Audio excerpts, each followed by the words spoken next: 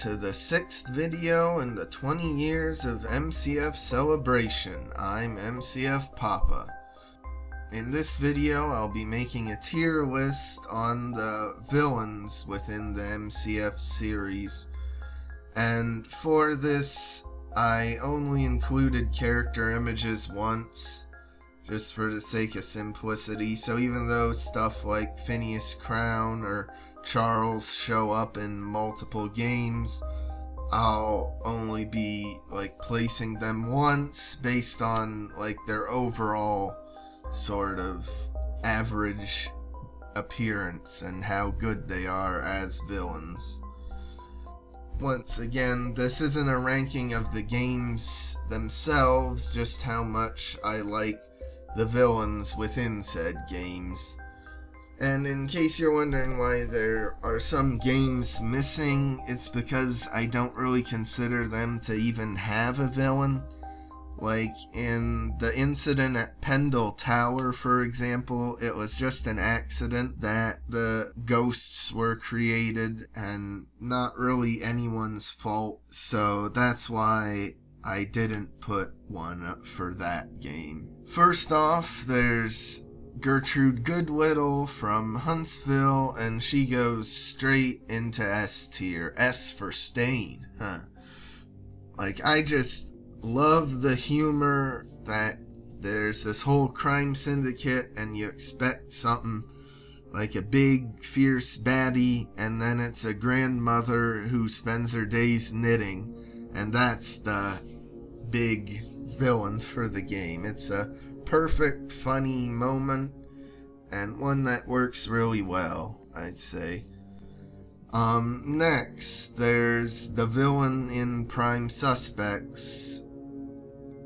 So I'll put it in A tier just because it's very cool that it's randomized, that there's 20 different suspects, and it's very cool that they also gave each of them their own unique character artwork for being the villain. But the reason why it's not S is because it's not a concrete character to be a villain. It's randomly 1 out of 20 every time, and there's no real canonical answer for who the true villain of the game is. Now, next, Charles.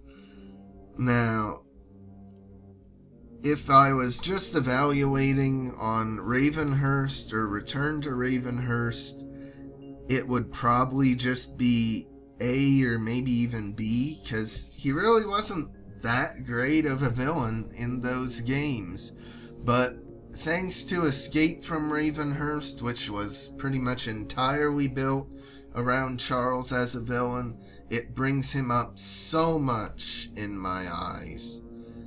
And I don't think if there wasn't live actors for Escape from Ravenhurst, I don't think it would have been nearly as captivating. Just being able to see a real person on the TV screens throughout the game taunting us adds so much to it, I feel, and really boosts him as a villain.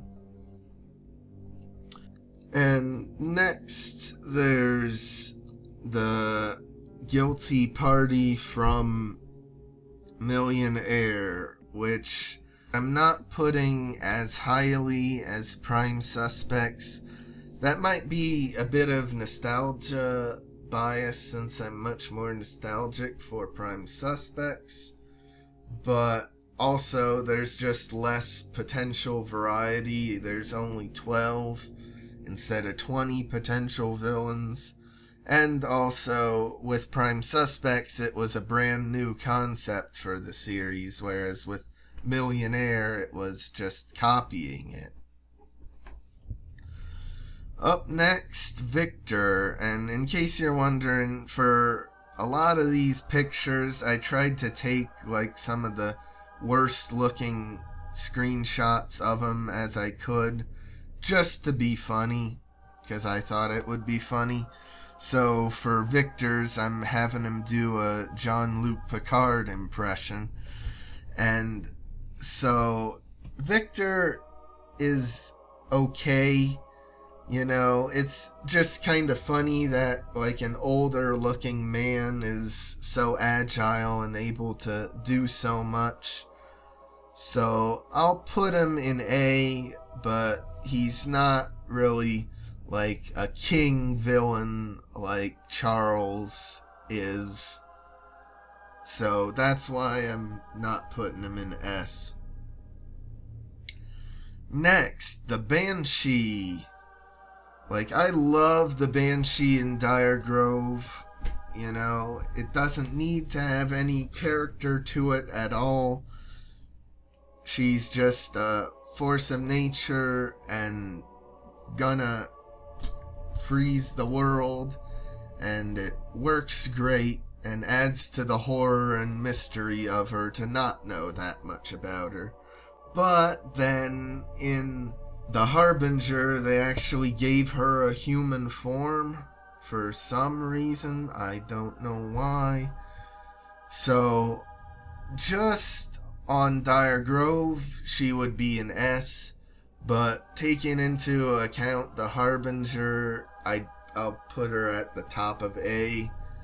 Next, the Blanstons from 13th Skull. So, like, I love the twist, even though it's kind of obvious in hindsight that they're the evil and the whole thing is a con for the treasure.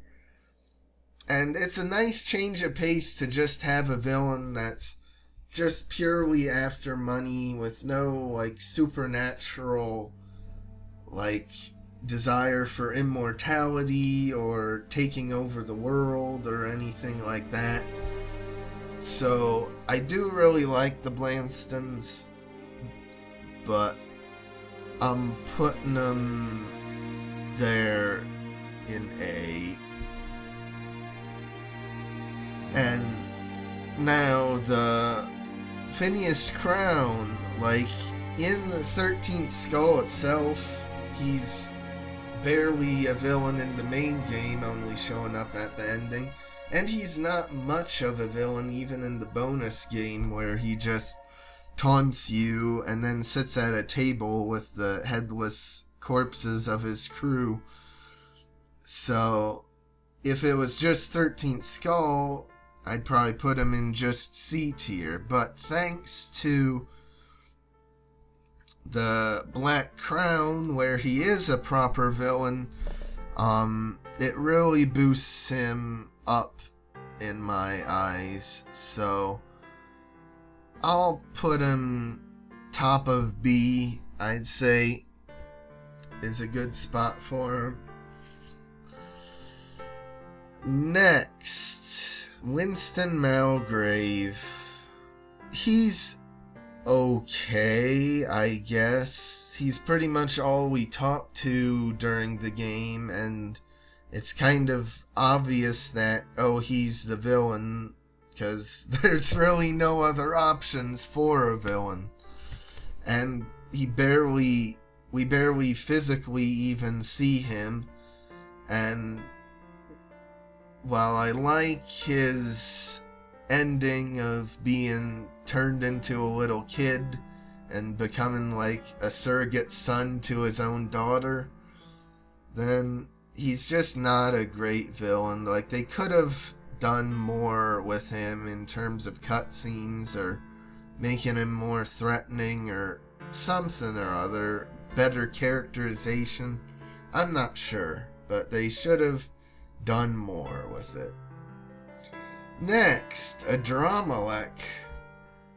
I'd say it's a safely D tier villain. Like, I mean, I know the series is full of supernatural stuff, but just a horn that causes people to go evil and possesses people is kind of stupid, if you ask me. And while it's cool to have like a full-on demon in the Mystery Case Files universe, they never did anything with a Dramalek since then. So, if they ever do a Shadow Lake sequel, I'd probably rate him a lot higher, but because it's been, 13 years with no follow-up on him as a villain, not much detail even about what he was like as a demon, that's why I'm putting him in D tier, you know? But on the flip side, there's Alistair Dalamar. I think Escape from Ravenhurst was a perfect sort of conclusion to Charles's arc, and of course they needed a new Dalamar because they didn't want to just come up with a new big villain for the series. That would be crazy. So with Alistair, I think they probably did as worthy a successor to Charles as they could, you know. He was great as a villain in Fate's Carnival, and it's cool to see a connection to Dire Grove with him as part of the Mistwalkers. So I would say he's an S tier villain. Very borderline top of A, but I'd say he's a strong successor, and it's cool he has the Raven Thanatos. So I'd say they did a pretty good job with Alistair. Next, there's Derek Crawford, who I guess can be considered the main villain of Dire Grove Sacred Grove, though the real villain in that game is a misunderstanding between cultures. And Derek himself, is pretty weak. He just isn't that threatening as a villain. His big plan is to kill a baby deer. What a dick, you know? Who would want to kill a baby deer? Even if he has some misunderstanding of Mistwalker culture. That's still a very weird thing to want to do. You know, especially for someone who claims to be a hunter, you know, and was probably trained in responsibilities of hunting by his father. So I just don't think he's a very good threatening villain, and that's why I'm putting him there. Next, the twins Gwendolyn and Charlotte. I'm putting them straight bottom of D tier, because there was absolutely no indication that the twins would be evil in Return to Ravenhurst or Escape from Ravenhurst. It makes really no sense why they are evil when they were taken and tortured brutally by Charles for years as children and decades as ghosts. So, because of the stupid lore about Gwendolyn and Charlotte being evil, I'm putting them right in D tier. Because at the very least, with a Dromelech being a demon who doesn't do much, at least it's not ruining an already existing character. Meredith Huxley. It's pretty cool, you know, her obsession with time, and that fits in well with Broken Hours theming. So I'd put her B tier. She's an okay villain, I'd say.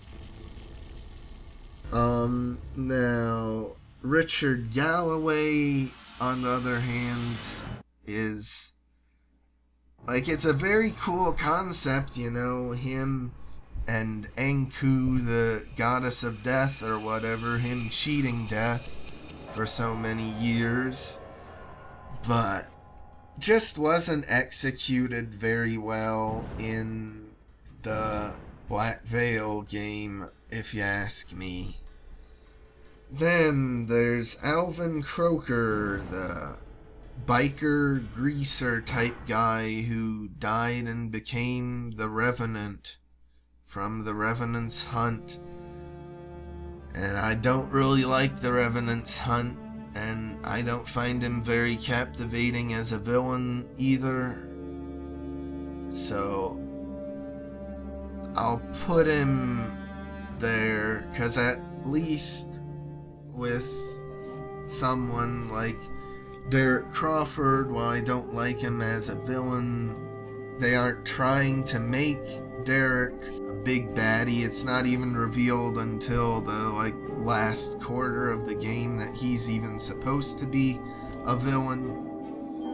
So at the very least there's that. With the Alvin Croker, the Revenant, it's just not very interesting at all. And speaking of not interesting, the Shade from the Countess. I mean, she's creepy, I'll give her that, but just a very sort of boring, generic ghost villain, you know? But it's funny that, the Epics era had some pretty weak villains, and then all of a sudden they somehow managed to come up with the Archivist. You know, I guess a broken clock is right every so often, because I love the Archivist as a villain. It's just such a cool concept, someone who studied all the master detectives' sort of cases in the past and has experience and has built a whole environment based on those past cases for the master detective to explore. A vibe of finally an intelligent, sort of worthy rival to the master detective. But then they kill him off in his very first appearance. And no, I don't think the certain thing from Crossfade counts as a reappearance, but basically, for the S tier villains, I'd love to see him in another game. Well, maybe not Charles, because I feel his story is more than complete at this point. But Gertrude Goodwittle, Alistair, and the Archivist, I'd definitely love to see again. And plus, the Archivist made the cute little MCF badge moth type thing.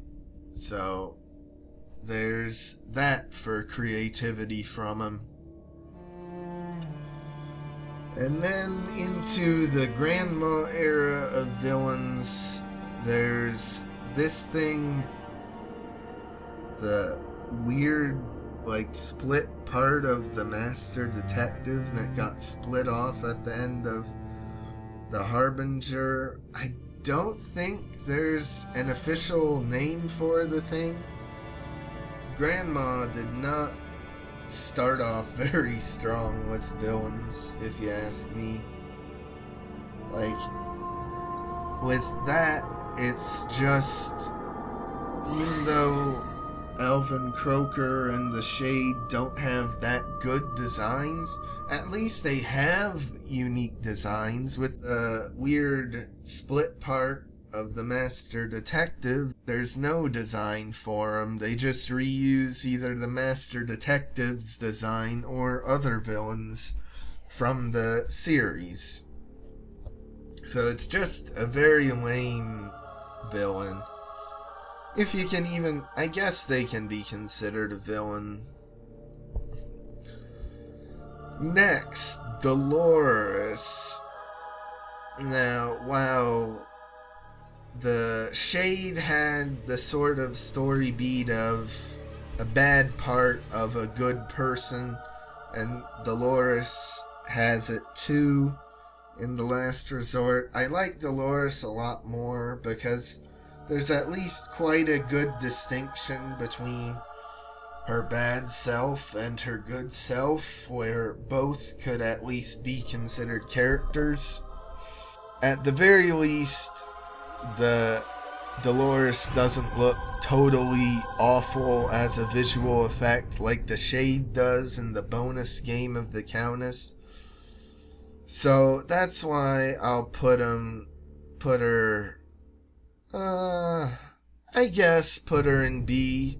Like, she doesn't do anything to stand out, but she doesn't really do anything to disappoint me either.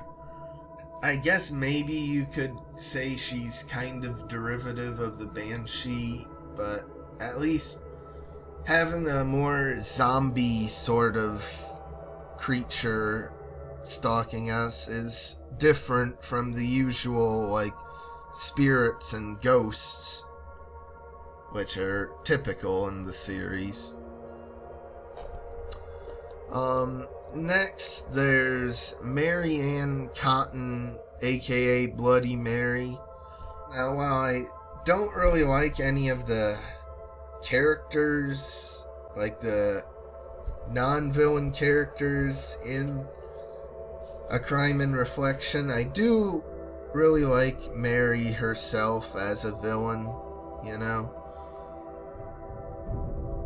I'd say bottom of A tier, because at the very least with her, it's like referencing real world, like, legends with Bloody Mary, and that's really cool. And it's nice how the crux of the game is trying to lay her soul to rest. She's an overall decent villain, I'd say. Probably the best so far that Grandma has done as a villain. Now there's Angelica Morgan. She's supposed to be the big bad of the series, at least for now, but I don't really feel confident putting her any higher than B tier, because, like, in her first appearance in the Dalamar Legacy, there was no indication at all that she would even be a villain, and then all of a sudden in the Riddle of Mrs. Bishop, oops, she's a villain. And now this is a bit of a flaw with doing this tier list now, because I'm sure probably she'll be a lot better as a villain and utilized better in The House That Love Built, or perhaps future MCF games after that. But here, she's just okay as a villain. But potential to get boosted up to A tier, though I really don't think she'll crack the S tier barrier, but you never know. Like, Grandma might surprise me. And then finally, there's Eric Harlow, the villain of Fragments of Truth. I'd say above Angelica for now. Like, I really like how in the bonus game we see him younger and more better looking, and then in the game itself he's all, like, kind of gaunt from his obsession with all the relics and that sort of thing. And it's a good sort of emotional crux that he just wants to see his parents again, but he was misled by the real reason for the relics, which is a message for the master detective. And so I'd say he was a decent enough villain within the game. And at least with Eric, I wouldn't mind maybe seeing him show up in a future game, like as a reformed sort of person. You know, that might be cool to see. So that'll do it for this video. Hope you enjoyed it. Like and subscribe if you want, and I'll see you tomorrow for the next bonus video.